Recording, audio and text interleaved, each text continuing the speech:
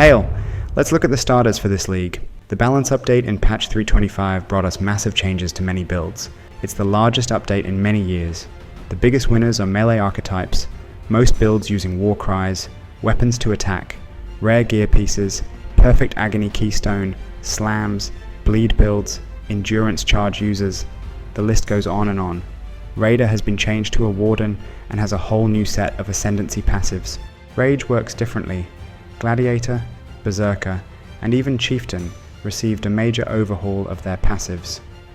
Affliction corpses and tinctures are also back, albeit changed. Be sure to read patch notes or just ask around, we understand they're extensive, before jumping back into your comfort starter. The Settlers of Kalguur town building feature and the currency market will have a big impact on the trade economy. There's a map sync and time-gated activities fueled by gold that you have to obtain yourself.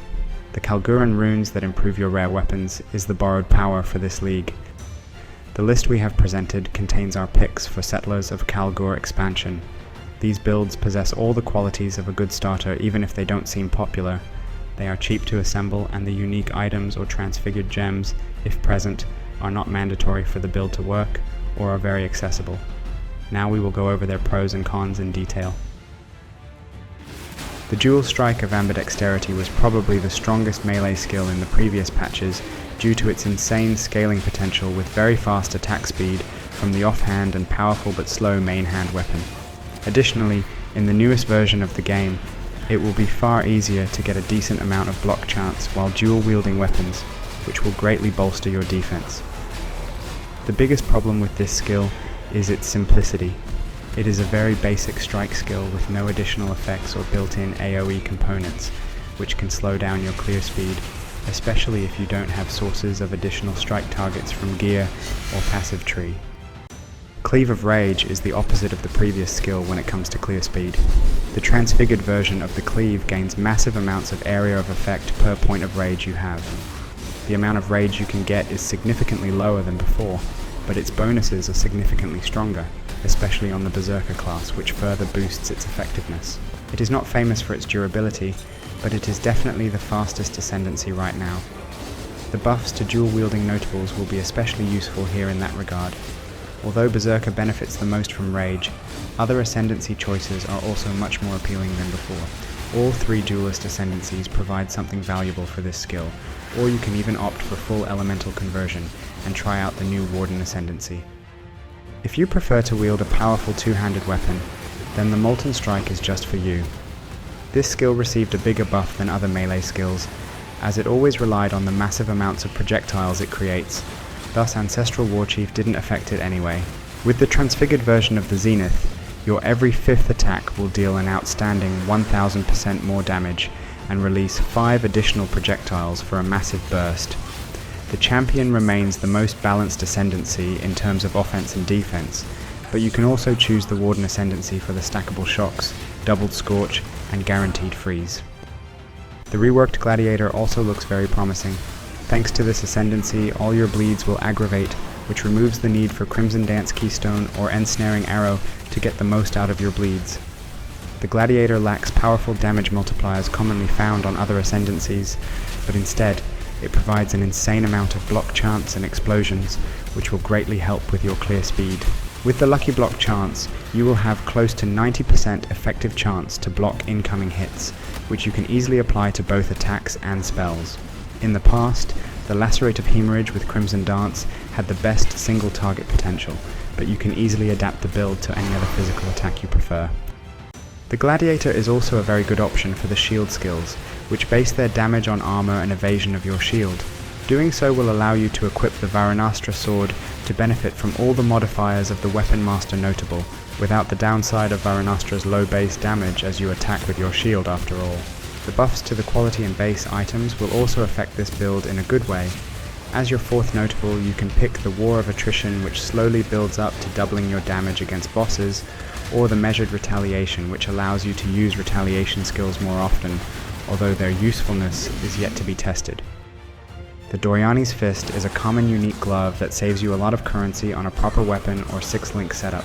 It adds tons of lightning damage to your attacks and grants the unique skill that now has 1000% effectiveness of added damage, can be exerted by war cries and never misses. With the return of Kalandra's Reflecting Mist, you can lower your lightning resistance to absurdly low amounts and apply them to nearby enemies with the Doryani's prototype armor. The Berserker's Warbringer no longer improves the damage of exerted attacks, but doubles the number of exerts you gain for performing the Warcry, which greatly increases the comfort of your gameplay. The loss of attack speed from Rage is not as impactful for slam skills. The more damage multiplier is much more useful here. The changes to Warcries, better defenses from body armor, improved melee skills, and endurance charges that reduce elemental damage will put the Consecrated Path of Endurance Juggernat on a pedestal.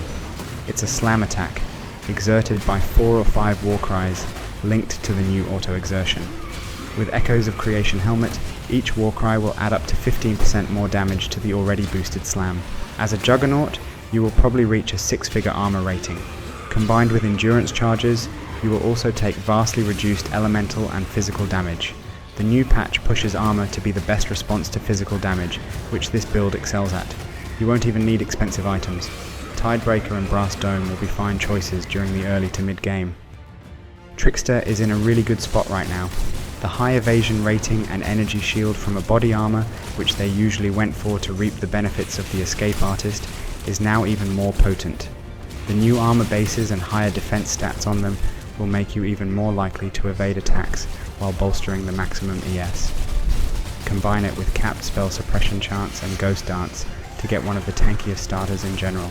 Cold Exsanguinate Mines are the most accessible damage source that let you take advantage of the physical to cold to fire conversion, while gaining some extra damage sourced from the other types along this chain of conversion.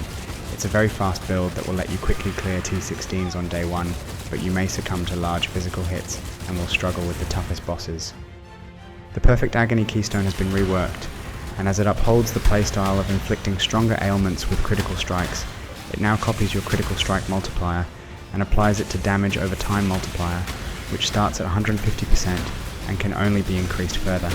It has no damage penalty and makes you unable to inflict ailments with non-critical hits. That's a major boost in damage as long as you can reach 100% crit chance, which is trivial on an assassin.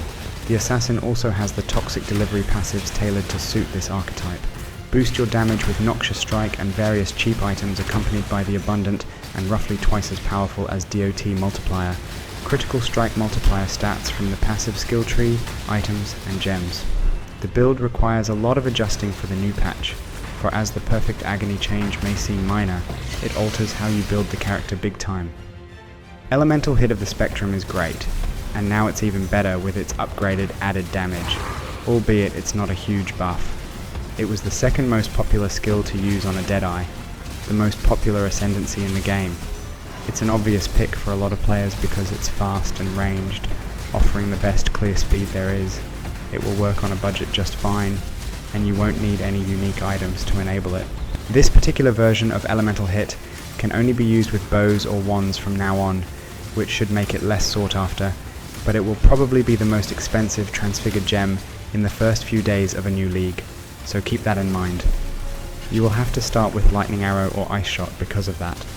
The build also lacks defenses, but that's not a big deal since it kills anything before it can kill you, most of the time. Fire Trap of Blasting is the Ignite build for an Elementalist that we recommend. It's great against bosses early on, making it excellent for collecting all 4 stones and completing the Atlas in record speed. The build requires Eye of Malice, Profane Proxy, and maybe other unique items that will most likely be relatively expensive during the first few days after the league starts. The Transfigured Gem is not required, you can start with a regular Fire Trap and switch later. As for the clear speed, the build uses Frostblink as a secondary ability that kills minor enemies and doubles as a movement skill, making you faster than most trap builds. It's lackluster in terms of durability, but it has Bastion of Elements, spell suppression, and evasion rating, which is enough to comfortably run even T17. Now take the gameplay footage with a tablespoon of salt, as we've recorded these before the patch, and some key features are missing, such as auto-exertion, that we would love to implement in the slam builds. Some builds may seem weak, as we deliberately equip the characters with scanty items to paint a more accurate image of the early league conditions. The Deadeye had a good bow, so it may seem a bit better than the rest.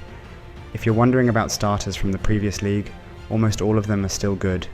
This includes Hexblast Mines, Righteous Fire, Archmage Hierophants, Poisonous Concoction Pathfinder, Bone Shatter, all minion builds you can think of, and so on and so forth. As always, basically, all the builds mentioned here are described in full detail on our website and in their video counterparts. Our build guides will help you understand the purpose and inner workings of each element implemented, explain the leveling process step by step, and suggest minor changes if the build allows for any adjustments. If you enjoy this type of content, subscribe to our YouTube channel, as we often cover the hot new popular builds, as well as some niche and interesting ones you might find of interest. And don't hesitate to suggest the topics you'd like us to cover, leave feedback to let us know how's the work, or help us improve our presentation formula.